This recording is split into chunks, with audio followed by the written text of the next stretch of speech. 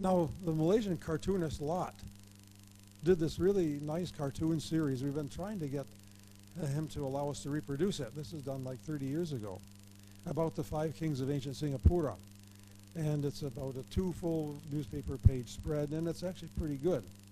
And so the Parks Board reproduced it and put it on a signboard. If you go up to what used to be called the Picnic Terrace, they have just renamed it Farquhar Terrace after Colonel Farquhar.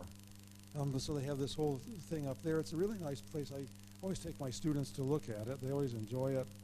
So it's got the Seguntang Hill and the story about the 2 widows who lived on the Seguntang Hill, whose rice turned into silver with the stalks of silver and the grains of gold and so on, signs of sovereignty, and about the 3 princes appearing. And now if you go to Bintan, you can actually see what the locals call the grave of one of the 2 widows. That's called, so this is there are a lot of ancient graves on Bintan actually. There was a very early Islamic area. Now there was a question about the religion yesterday, and the Malayan Annals doesn't mention any religion until Islam comes in, doesn't say what was going on before. But as I said, well I didn't say, but probably Raja Chulan was Buddhist, because Negapatanam was a Buddhist stronghold. It's one of the 2 places in India where there were monasteries for Sumatran monks. One was in Nalanda, up north, in Bihar, and the other was down here in Negapatanam. There were royal charters for monasteries supported by the Indian kings for the monks from Sumatra. So we can be sure that there was a very strong connection between Sumatra, Srivijaya, and that Nagapatanam area, just like it was with the Nalanda area. But Islam had already come into Malacca in the early 15th century. So according to the Malayan Annals, again, the last of the 5 kings of Singapore, Iskandar Shah, had converted to Islam after he moved to Malacca, married the princess from Pasai. But Terengganu was already Muslim. We have the Terengganu stone, the inscription, which probably, we don't know that this comes from somewhere in the 14th century. Could be as early as 1303, could be 1333. We don't know exactly because the last part of the date is broken off. It was 13, it corresponds to Common Era 1300 and something. So Islam was already in the Malay Peninsula in the 14th century. Even if Singapore's ruler was not Muslim, it's quite probable that there were Muslims in Singapore, both foreign and probably local. But we can't prove that because we haven't found any old tombstones here. But there are these, this is called, this style, this has no date, but by the style we can date it to the 15th or 16th century. So it's either Malacca Sultanate period or maybe the early Johor Sultanate period. So down there in Bintan. And so these are the 3 kingdoms, Tanjung Pura, Minangkabau, and eventually Singapore, as well as Palembang. So Sang Nila Utama, again, Lot does what a lot of other people do. They forget that Sang Nila Utama was his given name, his Malay name. But after he became king, he changed his name to Sri Tribuana, which is Sanskrit. So he went from Malay to Sanskrit name. And Sri Tribuana means Lord of the 3 worlds. And it was a very common Buddhist title. There are lots of Sri Tribuanas. Actually, there is a Thai text written in 1345. So the Lord of the 3 worlds actually refers to the philosophy that the world is divided into 3 different realms: the world of the gods, humans, and the underworld of the demons. And for the Thais in 1345, this was tied into the philosophy that what you're born into is a result of your karma. In Buddhism, it's a result of your actions in previous lives. And so you deserve it. If you're born lowly and poor, then that's your fault for having been an evil person in previous lives. And if we are the rulers, then that's because we deserve it, because we were so good in previous lives. So it was basically linked to the idea that your status is fated, which was a Thai idea, but like I said, it was not really popular among the Malays. So anyway, the Sri Tribuana term was commonly being used in multiple contexts in the 1300s when Temasek was founded, so they didn't just make up the name.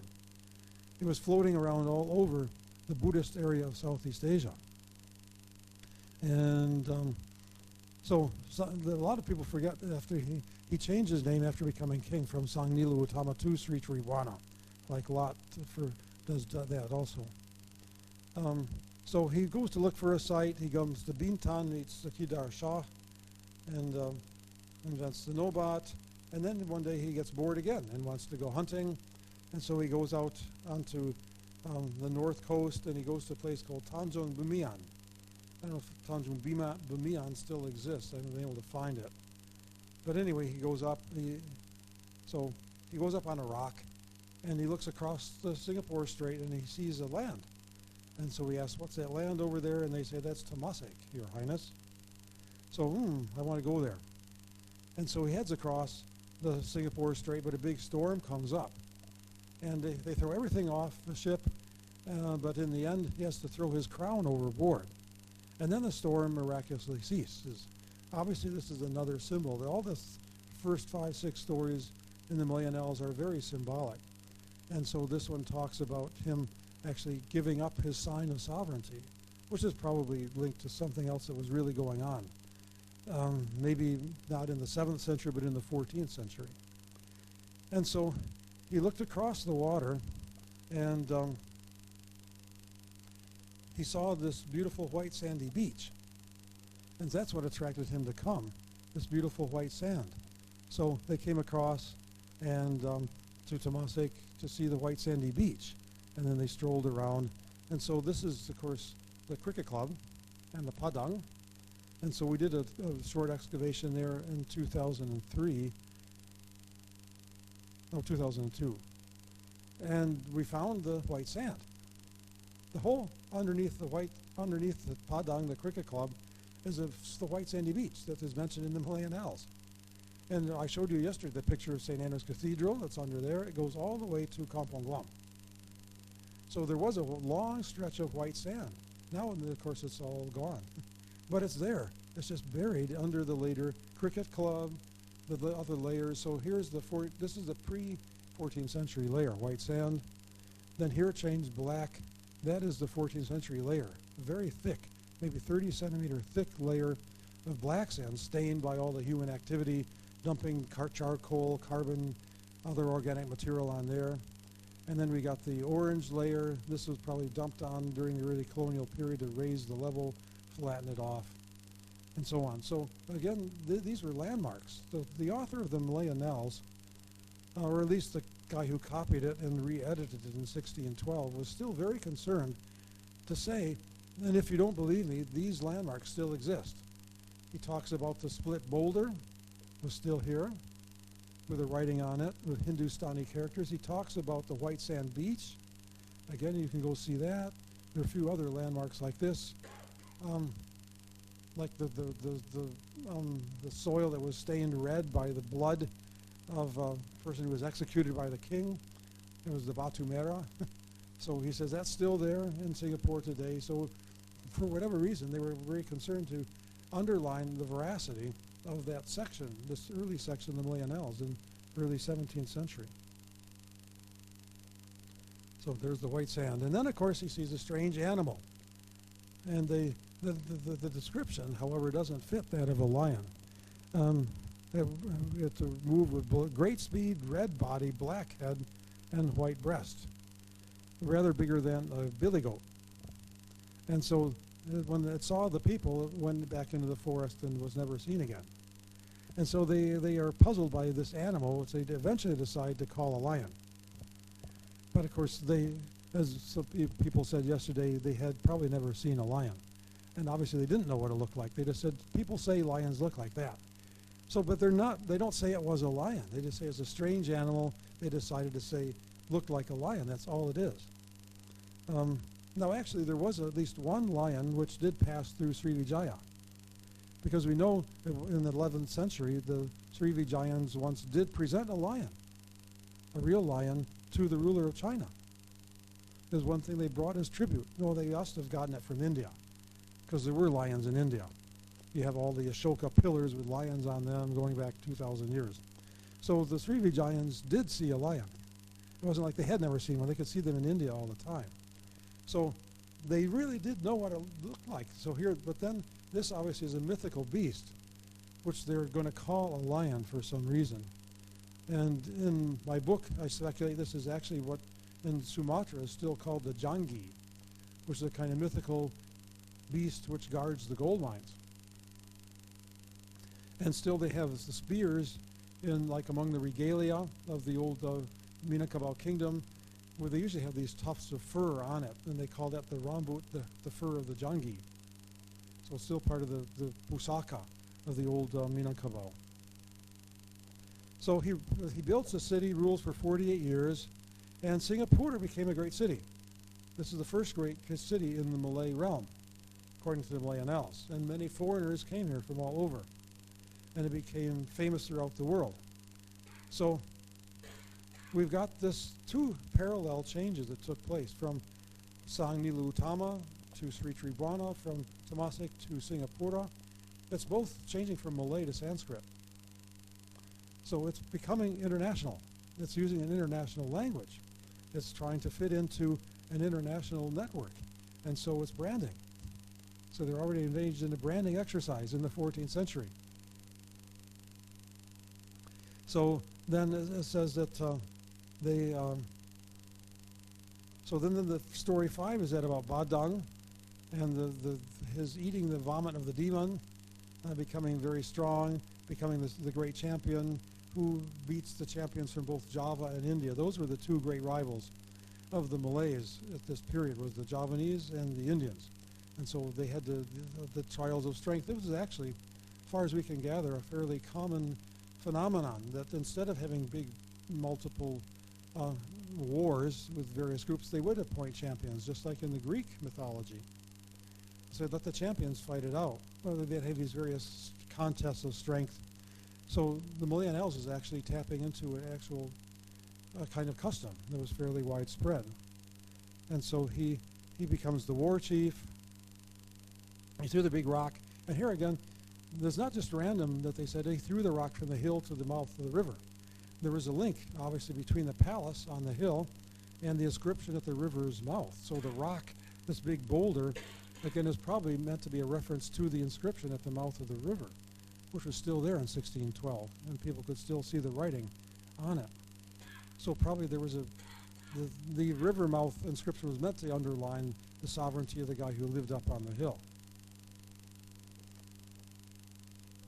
So the point of land, it was still there. Of course, Crawford mentions it, discovered 2 years ago, 1820.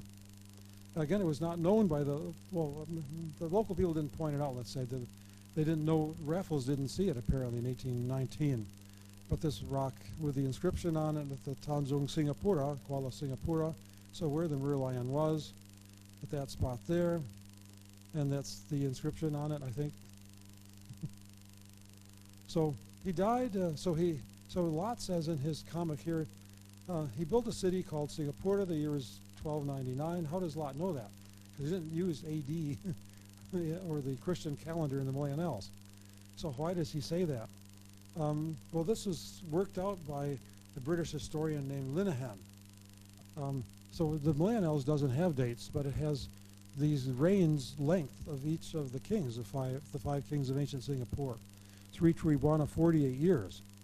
And then the other kings total up until the last of the five, Iskandar Shah, including his time in Malacca, 114 years of the five kings, including Singapore and Malacca. And Iskandar Shah was reported to the ruler of China, Yongle, the emperor, in 1413 that he was dead. His son went to China to inform the Chinese of this fact. And so if we count back 114 years, we get 1299. And that is why I tried to get people to celebrate the 700th anniversary in 1999. But nobody did.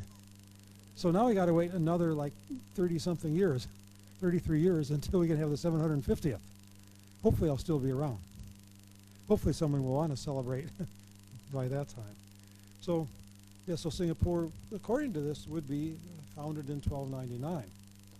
And that's when our archaeological remains begin, around 1300. That's when the oldest Chinese artifacts we can find here date from, the beginning of the 14th century. So it is not totally fictitious, in other words.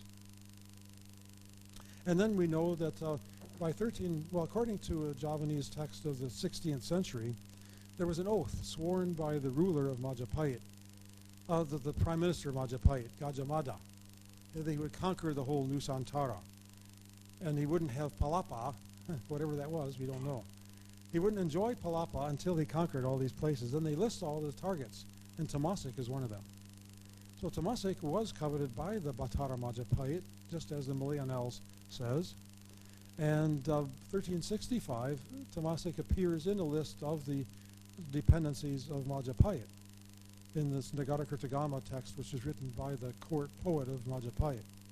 So this is not made up. There was a Javanese expansionism in the 14th century. Majapahit did claim Temasek as its territory, probably was.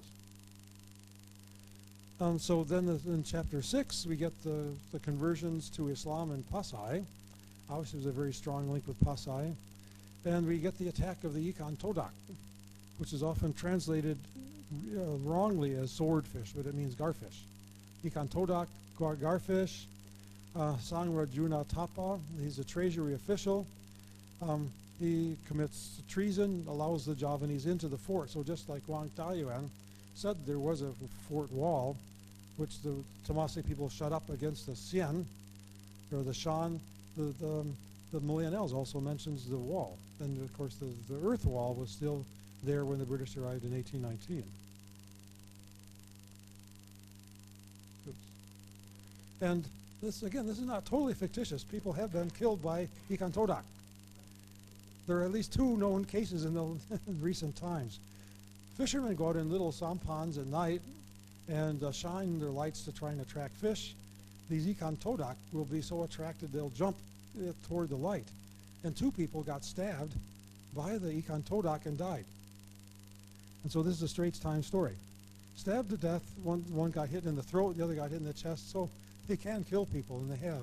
So but obviously this is a trope again. This is a kind of a symbol of some other kind of attack from the sea. Might have been by Orang Laut, who knows. But so again, it's not made up that they had this capability of doing it. And so now the